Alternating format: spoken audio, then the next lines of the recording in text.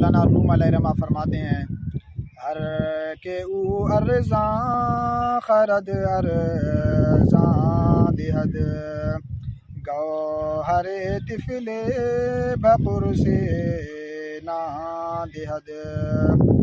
مولانا فرماتے ہیں کہ ہر کے او ارزاں خرد، جو بھی سستا خریدتا ہے، ارزاں من سستا، خرد من خریدتا ہے، او ارزاں دہد تو وہ سستا بیچتا ہے، وہ سستا دیتا ہے، یعنی جس کو کوئی چیز سستا ملے، جو سستا کسی چیز کو خریدے اس کو سستے میں مفت میں حاصل کرے تو اس کو مفت میں دیتا ہے۔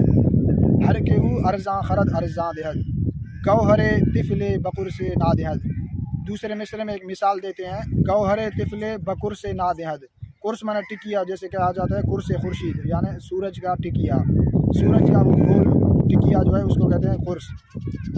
اور قرص نا دہد یعنی بچہ جو ہے روٹی کے ایک ٹکیے کی عوض میں، ایک روٹی کے عوض میں گوہر یعنی موتی جوہر دے دیتا ہے۔ باپ کے کمرے میں ایک گوہر رکھا ہو، موتی قیمتی چیز، بچے کے ہاتھ لگ جائے، بچے کو تو وہ مفت میں ملا، آسانی سے مل گیا، تو اگر کوئی شخص اس کو ایک روٹی دے دے تو وہ بچہ اس روٹی کے بدلے میں وہ گوہر اس کو دے دے گا۔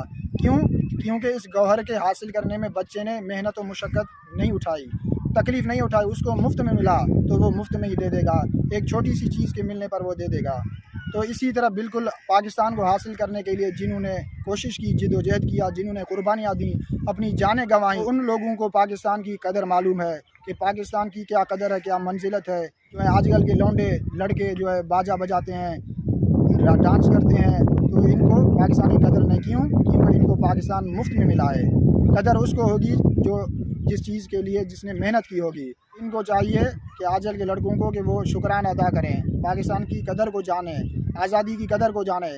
جب یہ ملک ان کے ہاتھ سے نکل جائے گا، جب یہ یہودیوں کے ہاتھ میں، انگریزوں کے ہاتھ میں، دشمنوں کے ہاتھ میں جائیں گے تو پھر ان کو پاکستان کی قدر معلوم ہوگی، پھر ان کو آزادی کی قدر، اپنے ملک کی قدر معلوم ہوگی۔ تو ان کو چاہیے کہ وہ شکرانے ادا کریں، خوشی بھلے منائیں، خوشی منائیں، خوشی کے ہم خلاف نہیں، خوشی منائیں لیکن شریعت کے دائرے میں منائیں، بدعات سے اپنے آپ کو بچائیں، غلط رسومات سے بچائیں، ڈانس گانا اور باجے بجانے سے اپنے آپ کو بچائیں۔